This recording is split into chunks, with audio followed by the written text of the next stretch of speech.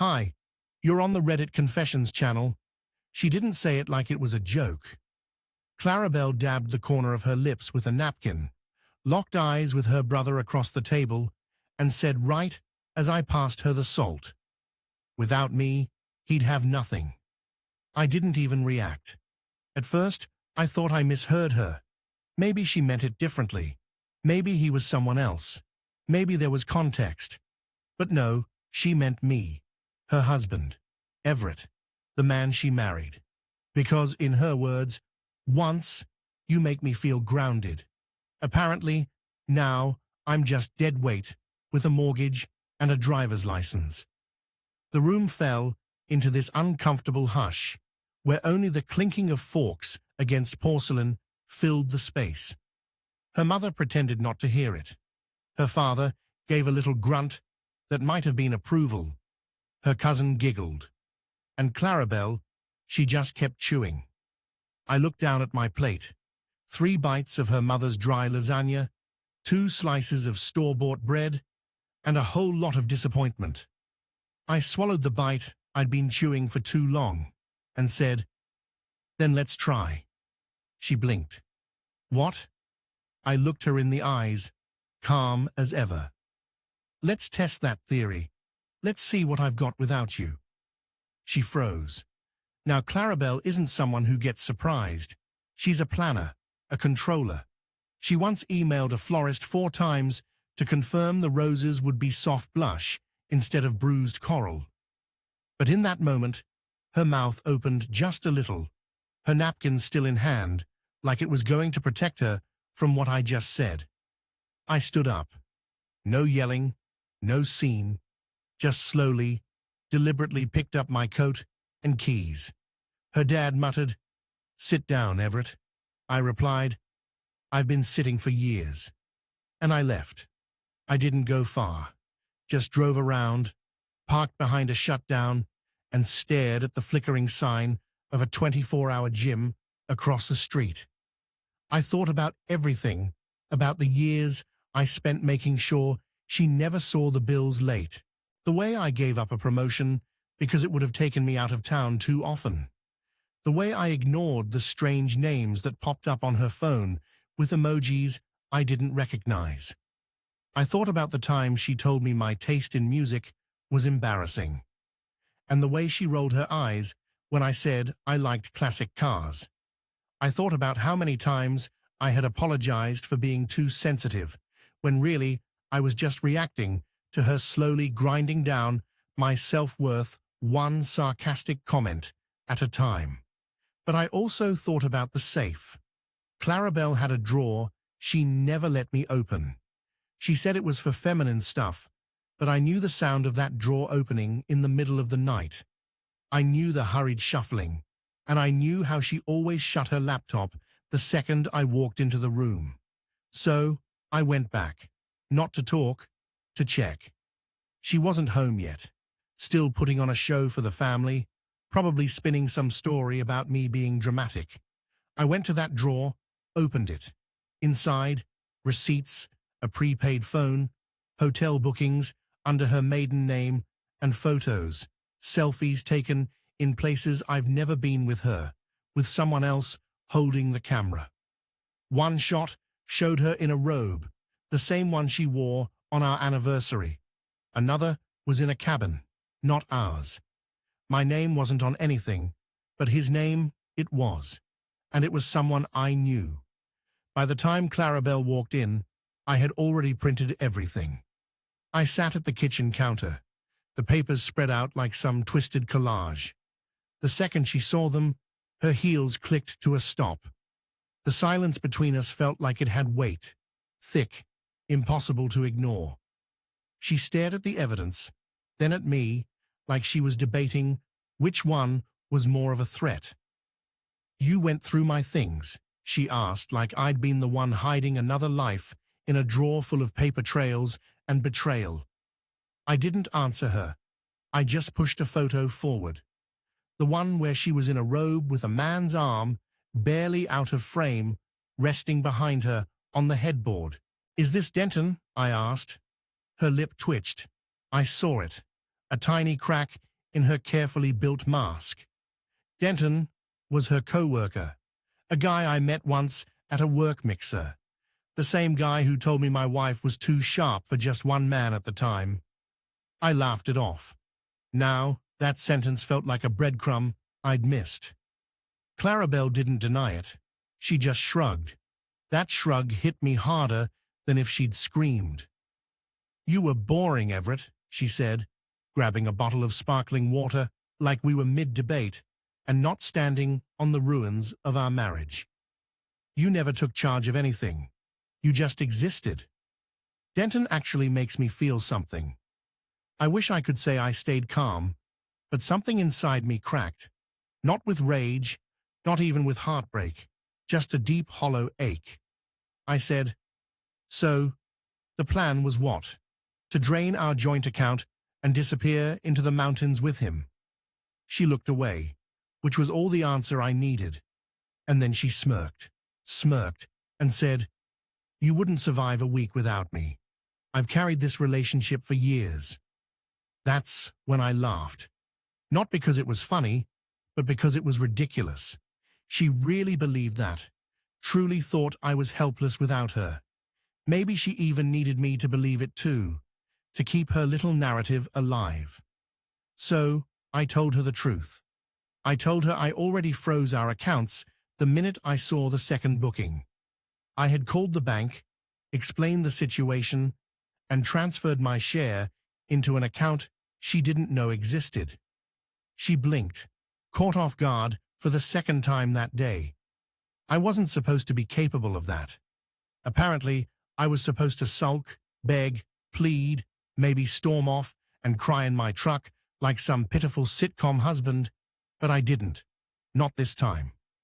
"I told you at dinner," I said. "Let's try. Let's see what I have without you." She took a step back. Her confidence started to wilt. "You're being impulsive," she said. "You're not thinking clearly." But I was. For the first time in years, I was thinking without her voice in my head. I looked around the kitchen, the same kitchen I'd painted, where I fixed the cabinets she slammed, where I patched the wall after she threw a plate at it during an argument I had apologized for. And I realized this wasn't my home anymore. It was just the set of a story she'd been directing for too long. I packed a bag that night, just essentials, left the rest. She stood by the door, arms crossed, still expecting me to beg. I didn't. I said, "Good luck with Denton." And I left. But as it turns out, Clarabelle wasn't the only one keeping secrets. And Denton, he wasn't just another man. He was something else entirely. And what I discovered next that nearly broke me. I didn't go far that night, just 2 towns over to a motel that smelled like stale coffee and old carpet. But at least it was quiet. I couldn't sleep. I kept replaying Clarabelle's words, that damn smirk, and the way she shrugged off our life like it was an old coat she didn't want anymore. But the worst part wasn't her betrayal. It was that deep-down voice whispering, "Maybe she's right. Maybe you are nothing without her." I couldn't let that voice win. The next morning, I went to work like nothing happened. I own a small renovation business, mostly kitchens and flooring. Clarabelle never paid attention to it. Thought it was cute that I use tools for a living. She liked telling people I fix things, like I was a glorified handyman.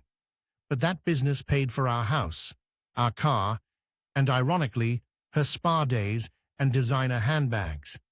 I never needed to flaunt it, but now I was glad I kept it all in my name. By noon, I was on autopilot. Demolition, measurements, talking with clients, pretending everything was fine. But in the back of my mind, I kept thinking about that drawer. Something hadn't sat right. It wasn't just the photos. It was the way she hid them. Like she wasn't just cheating, she was planning something. So, when I got off work, I didn't go back to the motel. I drove back to the house, parked down the block, and waited. Her car wasn't there. Good. I let myself in, went straight to the drawer, and pulled everything out. I found what I'd missed the first time. A small black notebook tucked behind a stack of old bills. I opened it and felt my chest tighten. It wasn't a journal, it was a ledger. Dates, times, locations, and names. Not just Denton, for other men, all listed with initials, meeting spots, even coded notes. G Hotel, lunch, expensive, good tipper.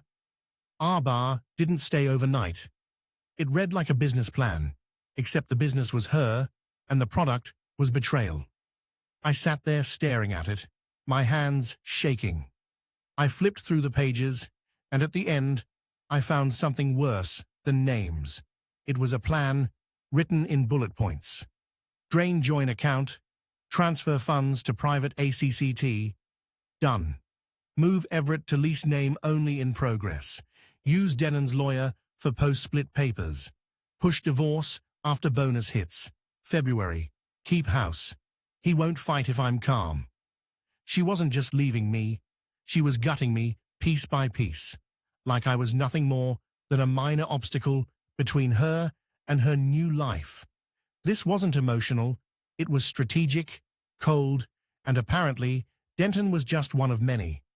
A convenient pawn with a good jawline and a job title she could brag about. I wanted to scream, but I didn't. I took photos of every single page. I uploaded them to cloud storage. And then I did something I wasn't proud of. I logged into our home security system. Clarabelle never changed the password. She thought I was too simple to bother checking, but I'd installed the system myself. I knew there were cameras, not in private rooms, but one facing the front hallway and living room.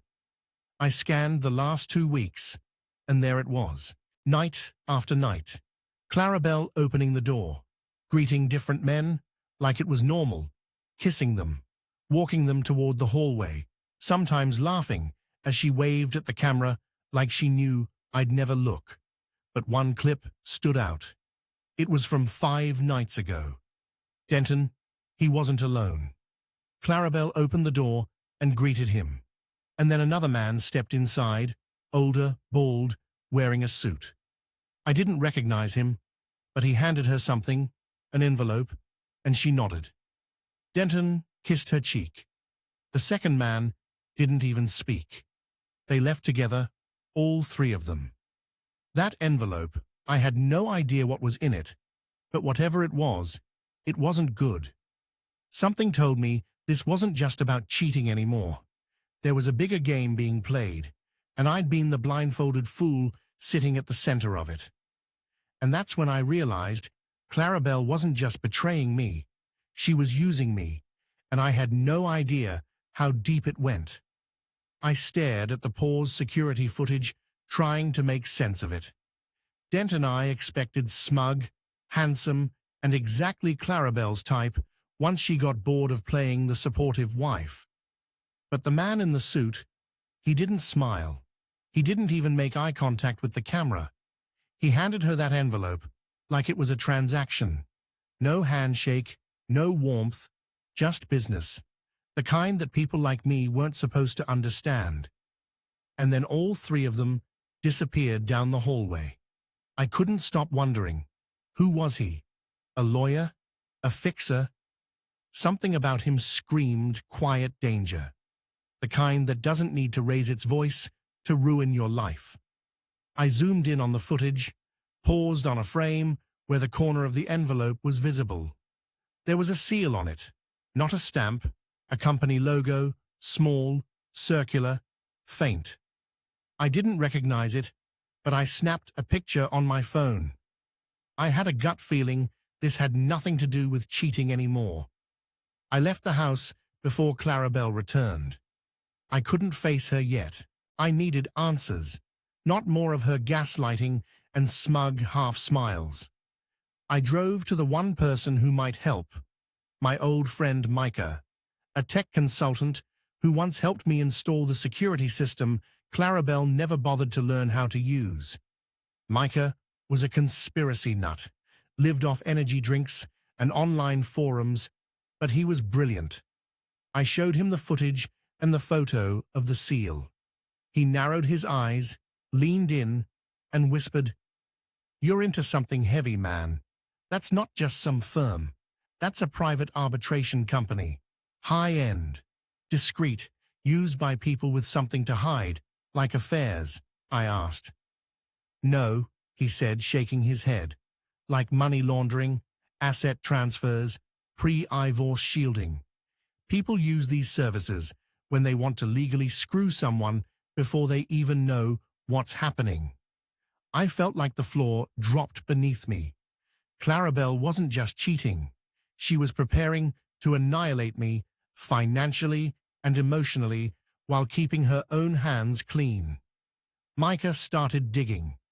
Within an hour, he traced the seal to a company registered under 5 shell names, all connected to a trust in Delaware. One of the trustees, Gideon Denton. That's when the second wave hit me. Denton wasn't just Clarabelle's lover, he was her accomplice, possibly the architect behind everything.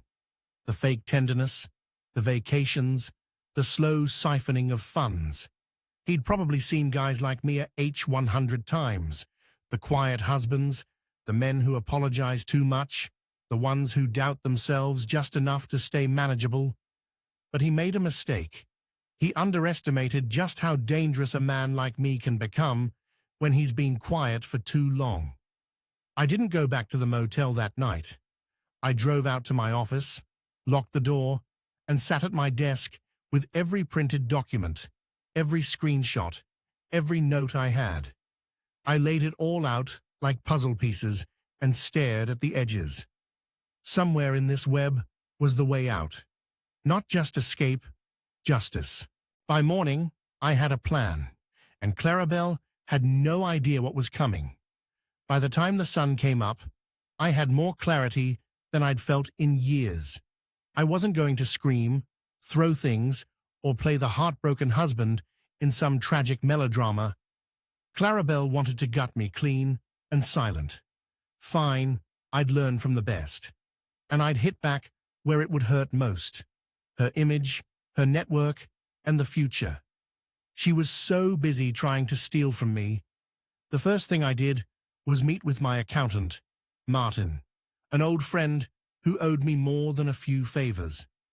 I explained everything, minus the drama, and showed him the screenshots and the ledger pages. His face tightened as he flipped through them. "She's not just hiding assets," he muttered. "She's redirecting them through corporate shielding. Someone's helping her, and they're good." I asked if there was a way to get ahead of her, to freeze what hadn't already been drained. He nodded slowly. "You'll need to move fast.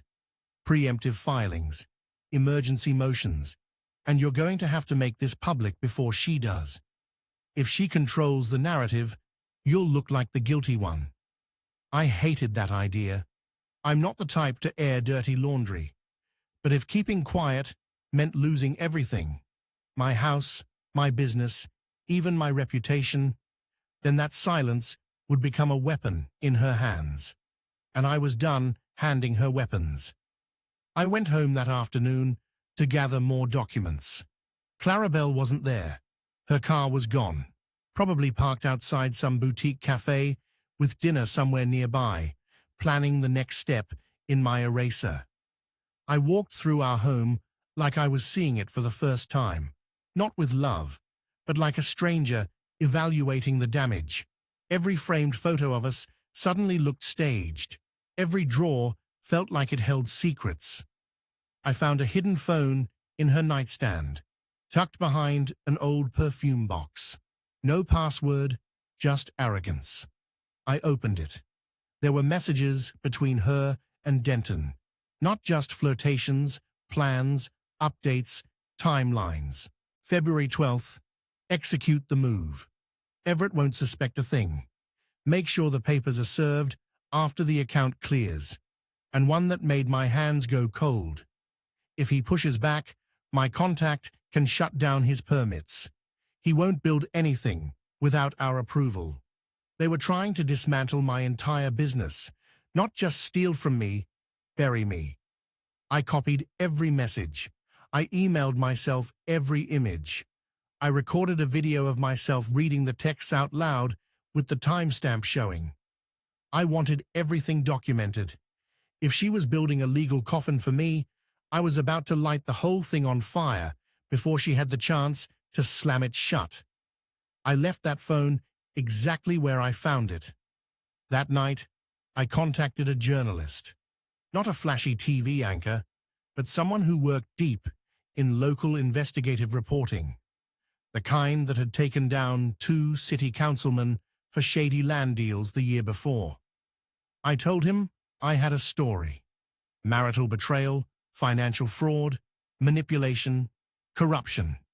He asked for proof. I sent a portion, just enough to get his attention. He called me back within 15 minutes. "This goes deeper than you think," he said. "Denton's name has come up before. Property laundering, shell companies, political donations under ghost identities. You've got a storm brewing, Everett." I asked what that meant for me. He said, "It means if you want justice, you'd better be ready to become the face of it." I wasn't sure I was, but I was sure of one thing. I wasn't going to be Clarabelle's cautionary tale. I wasn't going to fade into the background while she sipped champagne with her polished little con artist in ski lodges bought with my sweat. They started this war, and I was going to end it with the whole world watching. 2 days later, Clarabelle invited me to dinner. It came through a casually cold text, as if we hadn't exchanged loaded glares, silence, and evidence folders in the last week. "Let's be adults," she wrote. "We need to discuss everything calmly. I've made a reservation. 7:00 p.m. dress, appropriately." The arrogance practically oozed through the screen like she was still running the show, but I didn't decline. I agreed. Not because I was ready to forgive, or because I wanted closure. No, I was ready to corner her. And this time, I wasn't coming as the man she married. I was coming as the man she underestimated. Before heading out, I called the journalist again. "I'm meeting her tonight." I said, "It's public, and she won't expect anything. Be nearby. I'll signal if things go sideways." He agreed, and I slid a small voice recorder into my jacket pocket just in case. I wasn't taking chances anymore. The restaurant was the kind of place Clarabelle adored. All low lighting, sleek menus, and servers that acted like they were auditioning for Broadway. She wore a navy dress I hadn't seen in months. Her makeup was perfect. She looked like she was on the cover of a magazine, titled Victory. "You look well," she said as I sat. No apology, no emotion, just business. I matched her tone. "I've had time to think." She gave me a practice smile. "Good, because dragging this out helps no one. We can make this clean." I didn't respond right away. I let her talk, and she did rehearse lines about mutual respect, mature endings, and how she wanted to ensure I had something to land on once everything was settled. "You'll be fine, Everett," she said. "You just need structure." That's when I leaned forward. "You mean the kind of structure Denon was planning to dismantle behind my back?" I asked. Her face didn't change, not much. A flicker of tension in her jaw, a shift in her hand placement. "Let's not ruin this with accusations," she replied smoothly. I reached into my coat and placed a single photo on the table. Not from the affair, from the notebook, her handwriting, the bullet list, push divorce after bonus hits, move Everett to lease name only. She stared at it like it was nothing. "You went through my things." I smiled, "and you went through my life like it was a checklist. Let's not pretend we're even remotely on the same moral footing." Clarabelle stayed quiet for a moment, then took a slow sip of her wine. "You're reacting emotionally. You'll look foolish if you keep this up. I've kept everything professional." "I'm not the one with a second phone," I said calmly. or messages arranging illegal asset transfers through shell companies, or recordings of financial advisors delivering envelopes to our house while Denton plays bodyguard. Her hand tightened around her wine glass. "You think you're safe?" I said quietly. "You think people like Don stay loyal, but he's already under investigation. That journalist I spoke to, he's linked Don to 3 open cases. Your name might not be in ink yet, but it's in pencil, and they're sharpening the eraser." Clarabelle's mouth finally opened, but no words came out. I stood up. "You invited me here to finish the story you wrote, but I'm rewriting the ending now." I left her sitting there, at her favorite table, in her favorite dress, staring at a version of me she didn't recognize anymore. The journalist called me before I even got back to my car. "She panicked," he said. "One of my guys saw her make 3 calls from the restaurant parking lot. She's scrambling." "Good. Let her scramble because I wasn't finished. Not by a long shot." The morning after the dinner, I expected retaliation. Clarabelle had always been predictable in one way. She never liked losing control. I figured she'd blow up my phone, send one of those manipulative texts trying to twist the narrative back in her favor, maybe even swing by my office pretending we could talk things through. But she didn't. Not a word. No messages. No calls. It was worse than any outburst. It meant she was plotting. So I stayed ahead of her. I met with a legal team that afternoon. Not some budget lawyer out of a strip mall, but a small, fiercely private firm that handled reputational damage, asset defense, and high-profile marital disputes. They were discreet, ruthless, and exactly what I needed.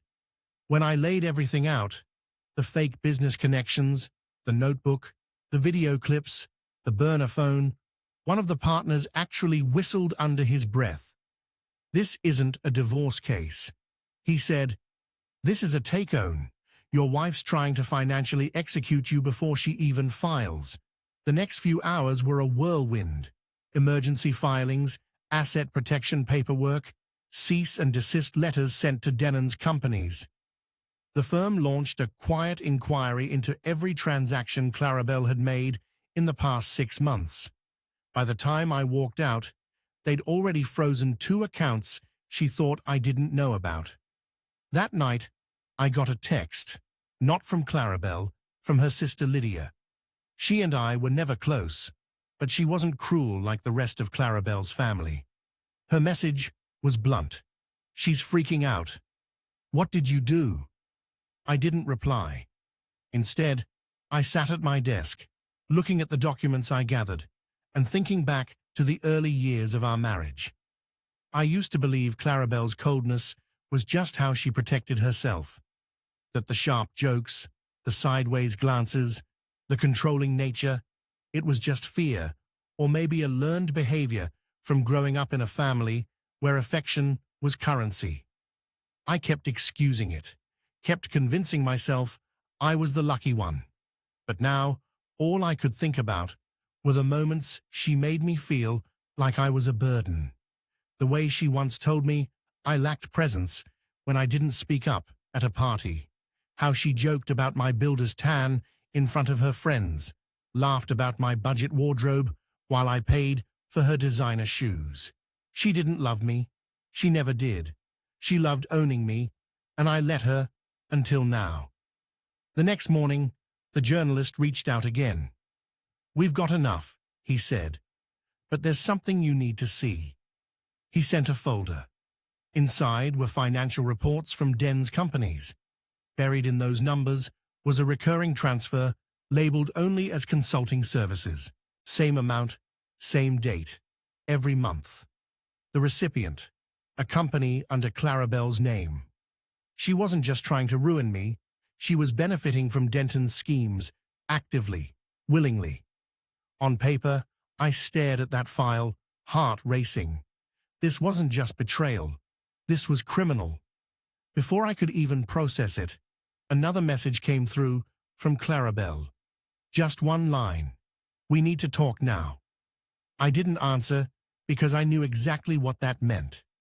She'd finally realized the walls were closing in. And for once, she wasn't the one holding the hammer. When Clarabelle finally showed up, she didn't come storming in like I expected.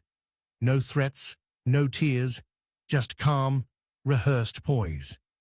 The same expression she wore at parties when she was trying to impress people who didn't matter.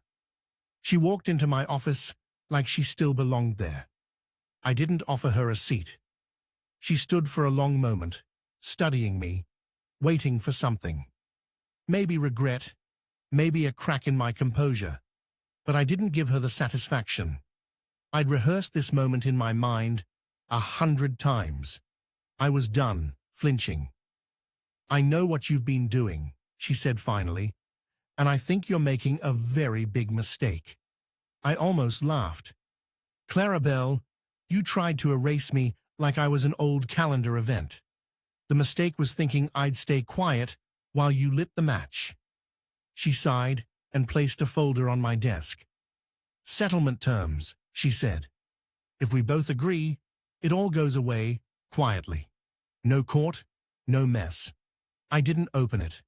Instead, I reached into my drawer and handed her a much thicker folder compiled by my legal team, backed by every piece of evidence, every financial detail, and every witness statement the journalist had helped gather.